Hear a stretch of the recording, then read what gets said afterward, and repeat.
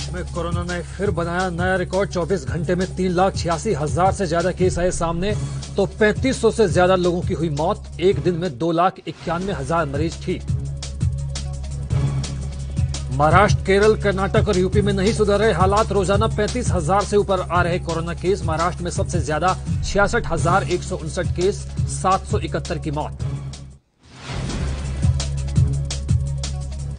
1 मई से होने वाले वैक्सीनेशन अभियान पर लटकी तलवार। दिल्ली, पंजाब समेत कई राज्यों ने वैक्सीन न होने की कही बात। रुक सकता है अभियान।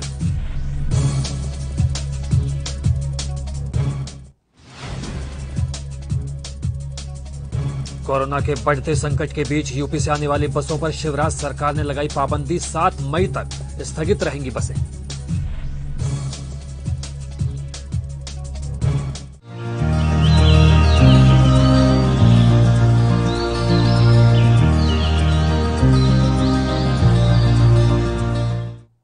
स्वागत है आपका नमस्कार भारत में, और मैं हूं जुबैर खान। बुलेटिन का आगाज करेंगे इस बड़ी खबर के साथ कि देश में कोरोना ने फिर से एक नया रिकॉर्ड बनाया है।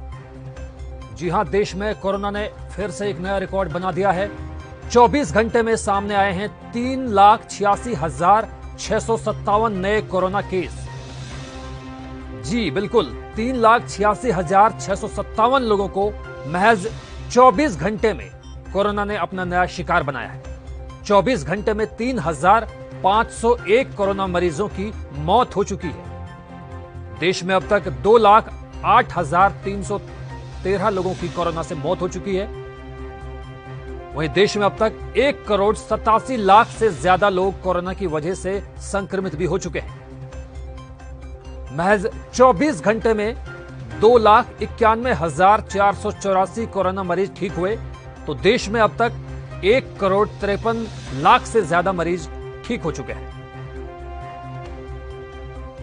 तो ये बड़ी खबर हम आपको बता रहे हैं कि कोरोना लगातार लोगों को अपनी जद में ले रहा है। कोरोना लगातार पांव पसार रहा है, लगातार लोगों को अपना शिकार बना रहा है।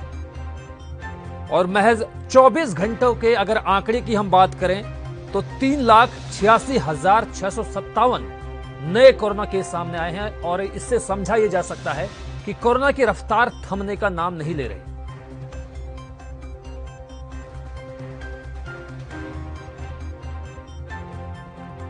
देश में आपको बता दें कि 2,08,313 लोगों की जान अब तक चली गई है कोरोना की वजह से। कोरोना जिस तेजी के साथ देश के अलग अलग हिस्सों में, अलग अलग कोनों में अपने पैर पसार रहा है, वो वाकई दिल दहला देने वाला है। सिहरन इससे पैदा होती है कि कोरोना की रफ्तार कब थमेगी, क्योंकि जिस तरह से अस्पतालों में बेड नहीं है, ऑक्सीजन की कमी देखी जा रही है, वेंटिलेटर्स की डिमांड हो रही है, उसके इतर अगर हम देखें तो मौत के आंकड़ों में लगातार इजाफा हो रहा है, जो कि समूचे देश के लिए एक बड़े ही अफसोस की बात है। हालांकि सरकार, चाहे केंद्र सरकार की बात हो, चाहे राज्य सरकारों की बात हो, लगातार ये दावे कर रही हैं कि तमाम अस्पतालों में लोगों को जरूरी सहूलियतें मुहैया करवाई जा रही है, लेकिन बावजूद इसके मौत भी लगातार हो रही है। इससे भी इनकार नहीं किया जा सकता। और इस बड़ी खबर पर ताजा अपडेट देने के लिए हमारे साथ राजधानी दिल्ली से राजीव तिवारी मौजूद हैं। राजीव, बताइए कि जिस तरह से कोरोना के केसेस में लगातार इजाफा हो रहा है, अगर हम पिछले 24 घंटों की अगर बात करें तो 3,86,657 नए कोरोना केस सामने आए हैं, तो क्या लगता है कि आने वाले दिनों में कोरोना की रफ्तार कब तक थम पाएगी? देखिए, जिस तरीके से बात करें कोरोना की रफ्तार की, तो कोरोना की रफ्तार बिल्कुल बढ़ती चली जा रही है। यहाँ तक कि 3 लाख से ज्यादा के आंकड़े पर रोज आ रहे हैं, यानी कि हर 24 घंटे के अंदर देश के अंदर लगातार कोरोना के आंकड़े जो बढ़ रहे हैं। मतलब बात करें दिल्ली की, तो दिल्ली के अंदर भी स्थिति इतनी सामान्य नहीं है जितनी होनी चाहिए थी, क्योंकि सरकारें दावा जरूर कर रही है कि हम स्थिति को संभालने के लिए हर तरीके से कोशिश कर रहे हैं, ऑक्सीजन मुहैया कराई जा रही है, बेडों की संख्या बढ़ाई जा रही है, मगर फिर भी कहीं ना कहीं मरीजों की संख्या भी बढ़ती चली जा रही है। उसकी वजह से कहीं ना कहीं अभी भी सरकार की जो रणनीति है उसके अंदर खामियां नजर आ रही है। क्योंकि जिस तरह ऑक्सीजन मुहैया कराने की बात की जा रही है, तो लगातार कहीं ना कहीं उसमें भी कमी देखने को मिली है। तो अभी भी ऑक्सीजन नहीं मिल पा रही है, जिसकी वजह से मरीज जो है वो परेशान होते नजर आ रहे हैं और लोग बाग इधर से उधर भागने की कोशिश कर रहे हैं। मगर जिस तरीके से बेडों की संख्या भी बढ़ाई जा रही है, मगर अभी वेंटिलेटर बेड जो है या ऑक्सीजन बेड जो है वो अभी तक नहीं बढ़ाए गए हैं। नॉर्मल बेड बढ़ाए गए हैं, जिसकी वजह से लोगों को अभी भी दिक्कत आ रही है। मगर बात करें जिस तरीके से दिल्ली सरकार की, तो दिल्ली सरकार निरंतर कोशिश जरूर कर रही है, मगर कोशिश करने में उन्होंने जरूर की है, क्योंकि जिस तरीके से ये कोशिश पहले से करनी चाहिए थी समय रहते हुए, मगर वो उन्होंने समय रहने के बाद में करने की कोशिश की जा रही है। और कहीं ना कहीं दिल्ली के अंदर कोरोना की स्थिति बिल्कुल बिगड़ती नजर आ रही है। मगर बात करें एक्सपर्टों की, बिल्कुल एक्सपर्ट यही कह रहे हैं कि लगभग मई का 15 मई के आसपास जाकर ये घटना शुरू करेगा और लगभग मई के लास्ट में जाकर ही घट पाएगा। मगर अभी तक कोरोना की जो रफ्तार है बिल्कुल रफ्तार पकड़ रही है और लगातार पिछले 24 घंटे के अंदर भी 24,000 से ज्यादा के आंकड़े आ चुके हैं। जी राजीव जी, दोबारा हम आपके पास लौटने की कोशिश करेंगे। इस बीच हमारे साथ हमारे दूसरे सहयोगी सत्यप्रकाश सोनी जुड़ चुके हैं मुंबई से। सत्यप्रकाश जी, मैं आपसे भी ये जानना चाहूंगा कि महाराष्ट्र में देश में सबसे ज्यादा कोरोना के मरीज हैं और लगातार, चाहे मायानगरी मुंबई की बात हो, पुणे की बात हो, औरंगाबाद की बात हो, नागपुर की बात हो, तमाम शहरों में, महाराष्ट्र के तमाम शहरों में, गांव देहात में भी लगातार कोरोना के केसेस में इजाफा हो रहा है। सरकार की क्या कोशिश है? क्या सरकार आने वाले दिनों में कोई ऐसे हालात पैदा कर सकती है कि जिस तरह से कोरोना की रफ्तार बहुत तेजी के साथ बढ़ रही है उस पर अंकुश लगाया जा सके, पाबंदी लगाई जा सके? जी मोहित, देखिए, महाराष्ट्र सरकार इस पूरी कोशिश में है कि ब्रेक द चेन की मुहिम के तहत मुंबई महाराष्ट्र में जिस तरह से लगातार कोरोना की रफ्तार बढ़ रही है उसको रोका जाए। लेकिन जिस तरह से लगातार परिस्थितियां बन रही है, ऐसे में महाराष्ट्र सरकार भी कहीं न कहीं असफल नजर आती है। और दूसरी तरफ मुंबई हाई कोर्ट ने भी कल कह दिया है कि महाराष्ट्र सरकार को 15 दिन के लिए कड़े लॉकडाउन लगाने की आवश्यकता है। अगर इस पर विचार नहीं करती है तो महाराष्ट्र सरकार आगे के लिए भी तैयार है। तो ऐसे में महाराष्ट्र सरकार को मजबूरन जो है आने वाले समय में कड़े लॉकडाउन लगाने की योजना भी बनाई जा रही है। वहीं जिस तरह से ब्रेक द चेन के तहत लगातार महाराष्ट्र सरकार कोशिश कर रही है कि मुंबई महाराष्ट्र में जिस तरह से कोरोना की रफ्तार है उसको रोका जाए। लेकिन मुंबई में कुछ हद तक माना जा रहा है कि जो रफ्तार है वो कहीं कहीं रुकी है, लेकिन महाराष्ट्र में जिस तरह से 60,000 के पार अभी भी संक्रमित लोग मिल रहे हैं, वो कहीं न कहीं महाराष्ट्र सरकार की चिंताएं बढ़ाने वाला है। सत्यप्रकाश सोनी जी, इस जानकारी के लिए आपका बहुत बहुत शुक्रिया। जरूरत पड़ने पर हम दोबारा आपके पास लौटने की कोशिश करेंगे। राजीव तिवारी जी दिल्ली से और सत्यप्रकाश सोनी मुंबई से, आप दोनों सहयोगियों का बहुत बहुत शुक्रिया। तो वहीं हाईकोर्ट ने दिल्ली सरकार के राजस्व विभाग के उपायुक्त को आदेश दिया कि कालाबाजारी करने वालों को जब्त रेमडेसिविर और ऑक्सीजन सिलेंडर को तुरंत मालखाने से अस्पतालों में भेजने के लिए प्रबंध किया जाए। अदालत ने कहा कि जब्त दवा को केस प्रॉपर्टी ना बनाया जाए ताकि दवा का इस्तेमाल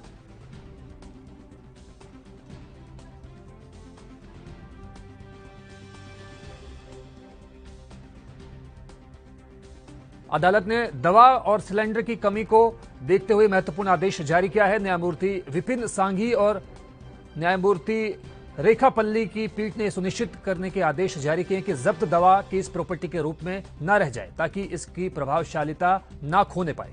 अदालत ने कहा कि दवा जरूरतमंद मरीजों को दिलाई जाए, तो वही कालाबाजारी करने वालों से बरामद किए गए ऑक्सीजन सिलेंडर के इस्तेमाल को लेकर कोर्ट ने इसी तरह का आदेश दिया। इतना ही नहीं, अदालत ने यह भी स्पष्ट किया कि कालाबाजारी से खरीदे गए रेमडेसिविर या ऑक्सीजन सिलेंडर को मरीजों या उनके अटेंडेंट्स से जब्त नहीं किया जाए। अदालत ने कहा कि हो सकता है कि उन्होंने ऐसा कदम सरासर हताशा और जरूरत पड़ने पर उठाया हो। खंडपीठ ने यह भी आदेश दिया कि सदस्य सचिव कंवलजीत अरोड़ा के उस तर्क पर कि जब्त दवाओं और ऑक्सीजन सिलेंडर को केस प्रॉपर्टी बनाने की अपेक्षा उसे इस्तेमाल की इजाजत दी जानी चाहिए। राजधानी के लोग दवाओं के लिए जूझ रहे हैं। दिल्ली सरकार ने बताया है कि 27 अप्रैल को दिल्ली पुलिस ने करीब 279 रेमडेसिविर की शीशियों को जब्त किया है।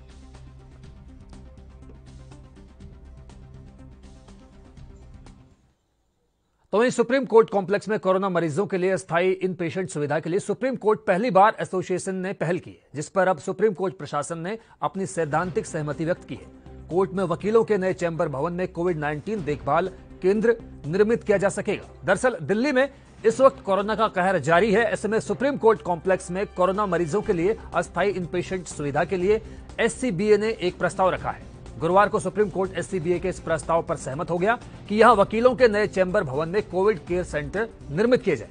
हालांकि सुप्रीम कोर्ट प्रशासन ने यह स्पष्ट किया है कि सुप्रीम कोर्ट रजिस्ट्री के कर्मचारी इस प्रस्तावित सुविधा से संबंध नहीं होंगे।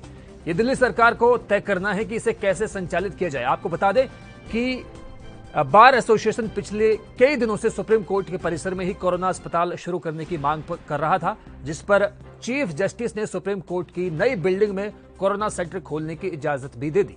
लेकिन अब बताया यह जा रहा है कि दिल्ली सरकार ने इस सेंटर को चलाने में असमर्थता जताई है।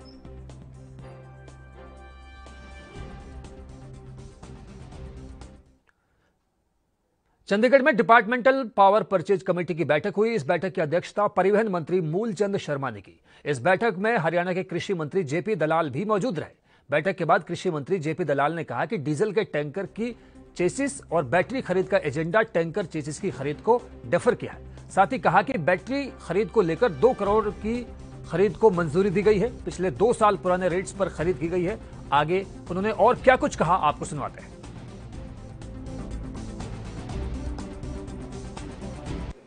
आज departmental high power purchase committee की माननीय मूलचंद शर्मा जी की अध्यक्षता में मीटिंग हुई।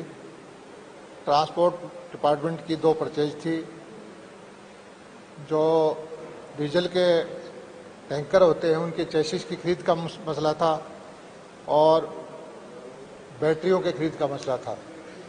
एक एजेंडा हमने डेफर कर दिया है। चेसिस की खरीद के लिए विभाग को और अच्छी तरह से छानबीन करके दोबारा उसको एजेंडे को लेके आए और बैटरी खरीदने का जो परचेज थी लगभग 2 करोड़ रुपए के आसपास की, वो हमने फाइनल कर दी है। और तो पिछला रेट था 2 साल पुराना, उसी रेट पे हमने जो है परचेज के लिए ऑर्डर दिया है। कोई रेट नहीं बढ़ाए हैं और उसकी खरीद से सहमति मंत्री जी ने दे दी। गेहूं की खरीद का ऐतिहासिक खरीद हुई है इस बार। आमतौर पर मंडियां जो हैं अप्रैल और मई के महीने में खरीद होती थी। इस बार हमने खरीद को एडवांस कर दिया था 1 अप्रैल से शुरू कर और कल तक लगभग 82 लाख मीट्रिक टन की आवक मंडियों में हो चुकी है।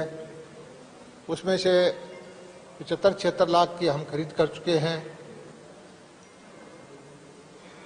आधे से ज़्यादा की पेमेंट किसान के खाते में जा चुकी है और मुझे बड़ा संतोष है कि सबसे कम समय में सबसे ज़्यादा खरीद अगर हुई है तो वो ये वर्ष है।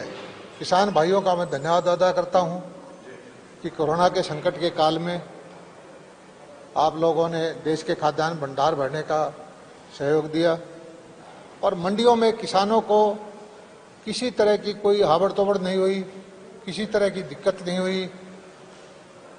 किसान की ट्रॉली आई और डाल के चली गई और मंडियों की वजह से कोई कोरोना का फैलाव भी नहीं हुआ। और दक्षिण हरियाणा के किसान जो सरसों की खेती करते हैं उनको ऐतिहासिक भाव मिला है। 4650 रुपये का MSP का रेट है। 6500 रुपये के आसपास सरसों की बाजार भाव चल रहा है। किसान बहुत खुश है और इस बार का एक हमने ऐतिहासिक कदम लिया, किसान के खाते में सीधा पैसा देना और किसान को लेट पेमेंट का ब्याज देना। इसके दूरगामी परिणाम होंगे। हरियाणा के मुख्यमंत्री मनोहर लाल खट्टर यमुनानगर पहुंचे, जहां उन्होंने कोविड अस्पताल का निरीक्षण किया और अधिकारियों के साथ बैठक की। उन्होंने अधिकारियों को निर्देश दिए कि कोरोना को लेकर किसी तरह की लोगों को दिक्कत ना आने पाए। उन्होंने बताया कि कुछ शिकायतें मिली हैं कि चीजें महंगी होने लगी हैं। उन्होंने उपायुक्त को आदेश दिए कि इस तरफ ध्यान दिया जाए, जो वस्तुओं के रेट पहले से तय थे वही रेट के हिसाब से सामान बेचा जाए। उन्होंने जानकारी दी कि अब गरीब लोगों के लिए 5 किलो राशन प्रति व्यक्ति के हिसाब से घर घर सप्लाई किया जाएगा। उन्होंने कहा कि अस्पतालों को जितनी जरूरत है उसी के मुताबिक ऑक्सीजन की सप्लाई की जा रही है। इसकी देखरेख के लिए एक मॉनिटरिंग टीम भी गठित की गई है जो सारे हालात पर नजर बनाए हुए है।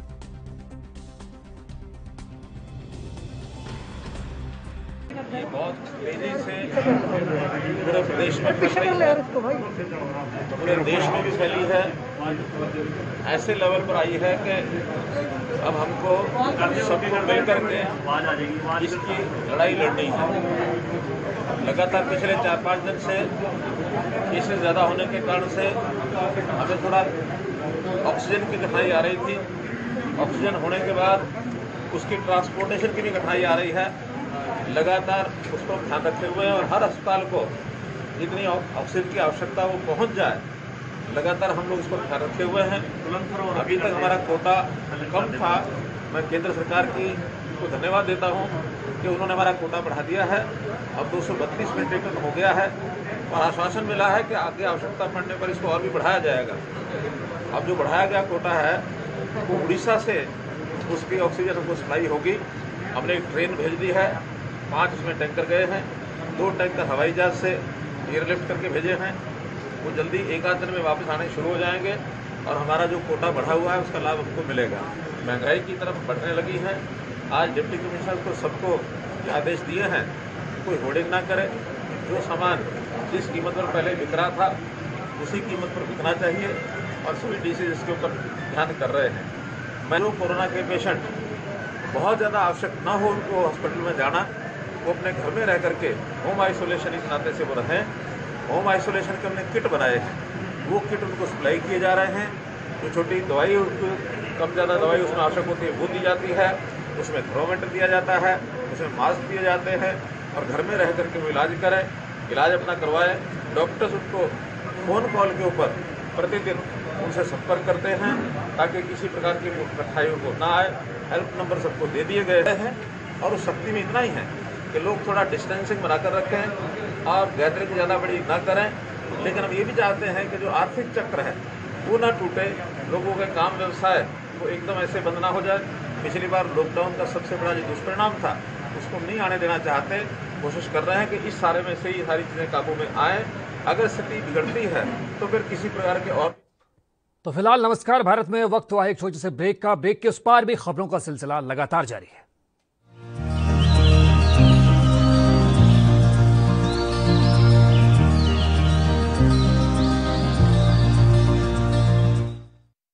ਸਤਿ ਸ਼੍ਰੀ ਅਕਾਲ ਸਾਰਿਆਂ ਨੂੰ। ਮੇਰੇ ਸਾਰੇ ਪੰਜਾਬੀ ਭਰਾਵਾਂ ਨੂੰ ਹੱਥ ਜੋੜ ਕੇ ਬੇਨਤੀ ਹੈ ਕਿ 1 ਮਈ ਨੂੰ 18 ਸਾਲ ਤੋਂ ਵੱਧ ਉਮਰ ਵਾਲਿਆਂ ਲਈ ਵੈਕਸੀਨੇਸ਼ਨ ਦੀ ਡਰਾਈਵ ਹੈ ਸਾਰੇ ਪੰਜਾਬ ਸ਼ੁਰੂ ਹੋ ਰਹੀ ਹੈ ਤੇ ਤੁਸੀਂ ਸਾਰੇ ਜਾਣੇ ਜਾ ਕੇ ਵੈਕਸੀਨ ਜ਼ਰੂਰ ਲਓ। ਸਾਡੇ ਕੈਪਟਨ ਸਾਹਿਬ ਦੀ ਨਿਗਰਾਨੀ ਹੇਠਾਂ ਉਹਨਾਂ ਦੇ ਵਿਸ਼ੇਸ ਦੇ ਹੇਠਾਂ ਬਹੁਤ ਜ਼ਰੂਰੀ ਹੈ ਕਿ ਸਾਰੇ ਲੋਕ ਜਿੰਨਾ ਪੰਜਾਬ ਹੈ ਉਹ ਸਾਰੇ ਆਪਣਾ ਟੀਕਾ ਲਗਵਾ ਕੇ ਜਿਹੜੀ ਉਹਦੀ ਪ੍ਰਕਿਰਿਆ ਹੈ ਉਹਨੂੰ ਪੂਰਾ ਕਰੋ। ਟੀਕਾ ਯਾਦ ਰੱਖੋ ਤੁਹਾਨੂੰ ਲਗਾਉਣਾ ਬਹੁਤ ਜ਼ਰੂਰੀ ਹੈ। ਜੇ ਤੁਹਾਡਾ ਵੈਕਸੀਨੇਸ਼ਨ ਹੋਇਆ ਹੋਵੇ ਤੇ ਕੋਰੋਨਾ ਹੋ ਵੀ ਜਾਏ ਤੇ ਰਿਕਵਰੀ ਬਹੁਤ ਜਲਦੀ ਹੁੰਦੀ ਹੈ।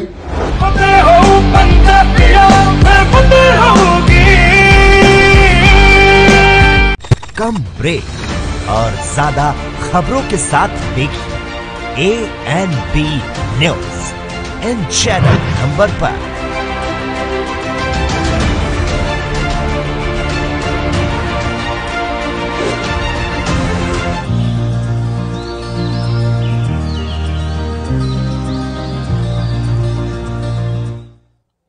तो ब्रेक के बाद स्वागत है आपका नमस्कार भारत में। यूपी के जालौन में कोरोना ने अपने पैर तेजी से पसारने शुरू किए हैं, जिसके चलते जिले में लगातार कोरोना मरीजों की संख्या में तेजी के साथ इजाफा हो रहा है, जिसकी वजह से डीएम जालौन ने राजकीय मेडिकल कॉलेज का औचक निरीक्षण किया और ऑक्सीजन प्लांट जल्द शुरू करने की बात कही। जालौन में कोरोना के कहर के चलते बीते 3 दिनों में 20 से ज्यादा लोगों की मौत हो चुकी है। इस बात से जिला प्रशासन परेशान होता हुआ नजर आ रहा है, जिसको लेकर डीएम जालौन ने मेडिकल कॉलेज का निरीक्षण किया और मरीजों को मिलने वाली स्वास्थ्य सेवाओं का जायजा भी लिया।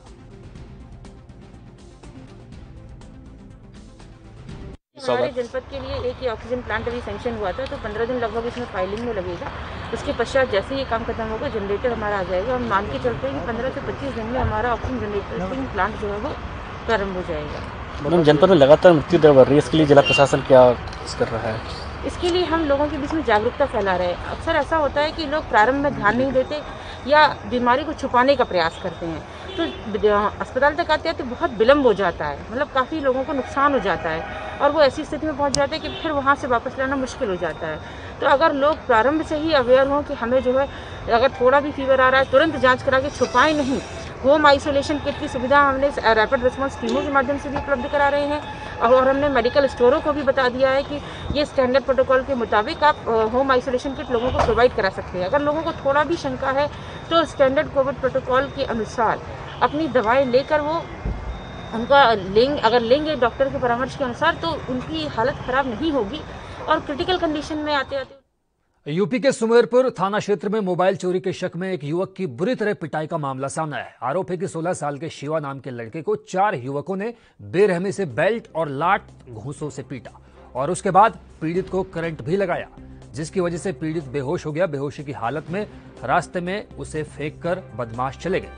होश आने पर जब वो घर पहुंचा तो उसने पूरी दास्तान अपने परिजनों को बताई, जिसके बाद पुलिस ने आरोपियों के खिलाफ मामला दर्ज कर जांच शुरू की है।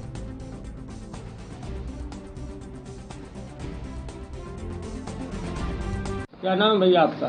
मेरा नाम शिवा। क्या हुआ आपके साथ में?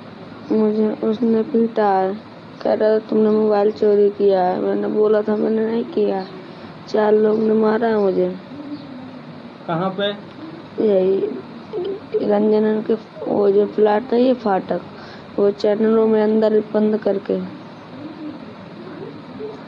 कौन कौन था आपके मारने में? अजब यादव था, रोहित यादव था, रघुवेंद्र भरमूजा था और काला हार्वेस्टर वाला था। क्या क्या था, कैसे कैसे आपको मारा गया है? पहले तो उसने करंट लगाया उनने, फिर मैं तो सही से बता नहीं, मैंने जब चुराया नहीं तो कैसे बताऊं। फिर ने आदम ने खूब मारा है, तेजी तेजी से चढ़ चढ़ के, दबा दबा के, बाल पकड़ के, जिसलिए तो सर में मारे हैं डंडे। और फिर दूसरा आया है, फिर दूसरा जो मारा है ये भरमूजा। हरियाणा के पलवल में एक ही दिन में 9 कोरोना संक्रमित मरीजों की मौत हो गई। सभी शवों का अंतिम संस्कार किया गया। इसके लिए पलवल नूह मार्ग पर अलग से शमशान घाट भी बनाए गए। शवों का अंतिम संस्कार करने के लिए नगर परिषद की तरफ से नियुक्त किए गए कर्मचारी ने बताया कि हर दिन यहां पर कई शवों का दाह संस्कार किया जाता है।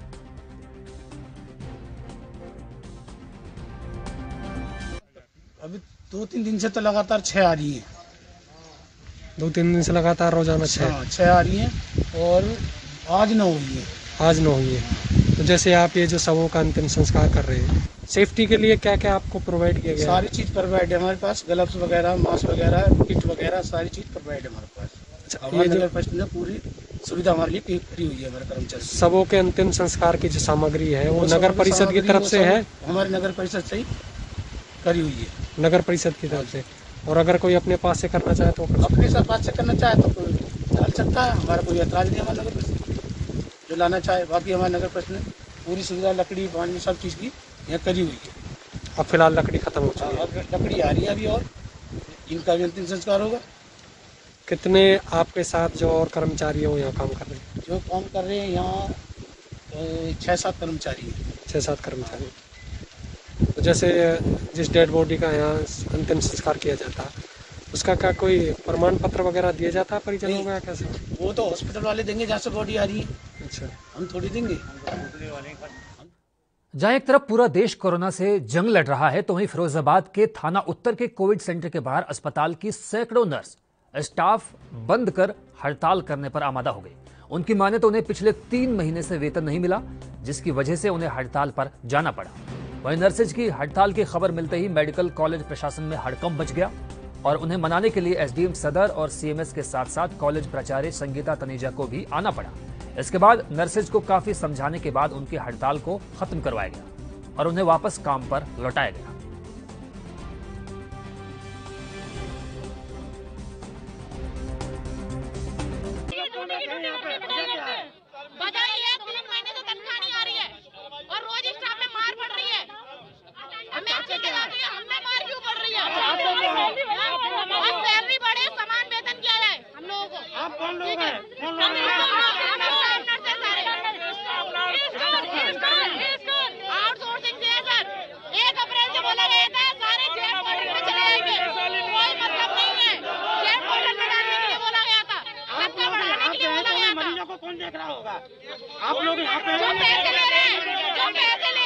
समझा दिया है। इस समय अपनी प्रॉब्लम्स बोलने का वक्त नहीं है। इस समय हमारे कर्म का वक्त है, हमें कर्म करना है। किसी को कोई प्रॉब्लम हो तो अलग से 2-4 लोग आके मेरे से बात कर सकते हैं, बट ये समय माहौल बिगाड़ने का नहीं है। क्या समस्या थी उनकी? नहीं, कुछ मुझे लग रहा है उसमें काफ़ी लोग सही हैं, कुछ लोग खराब हैं।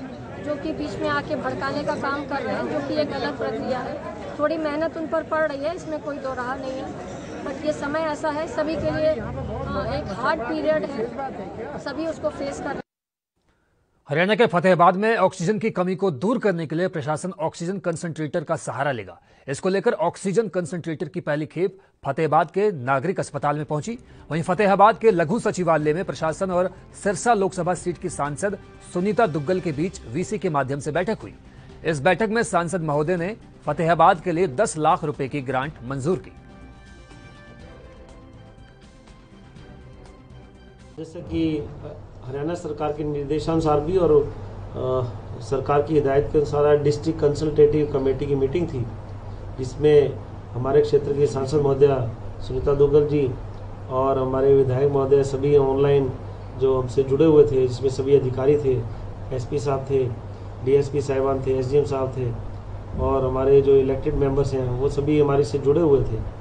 तो उसमें कोविड के बारे में विस्तार से चर्चा हुई कि हमारे प्रबंध क्या किए गए हैं और आगे हमें किन किन चीज़ों की आवश्यकता है, प्रशासन क्या कार्य कर रहा है और सरकार से हमें किस प्रकार की आगे हमें सहायता की आवश्यकता है, उसके बारे में हमारे से विस्तार से चर्चा हुई। कोई अहम घोषणा सर की गई है ऑक्सीजन को लेकर जिस प्रकार की? इसमें जैसा कि सांसद महोदय द्वारा 10 लाख रुपए आज हमें दिए गए हैं इस कोविड के संबंधित प्रबंध के लिए, जो ऑक्सीजन कंसंट्रेटर या अन्य सामान के लिए, तो आज इसके बारे में उनके द्वारा घोषणा की गई है।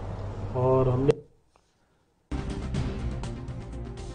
तो जैसा कि आप देख रहे हैं तस्वीरों में कि फतेहाबाद में आज एक मीटिंग की गई। फतेहाबाद में ऑक्सीजन की कमी को दूर करने के लिए प्रशासन ऑक्सीजन कंसंट्रेटर का सहारा लेगा।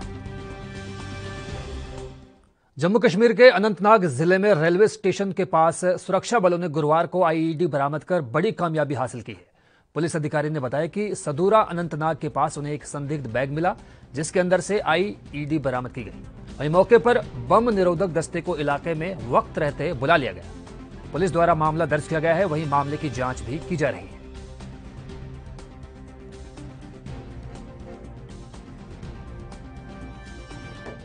तो फिलहाल नमस्कार भारत में बस इतना ही। मुझे दीजिए इजाजत, लेकिन आप बने रहिए एएनबी न्यूज के साथ।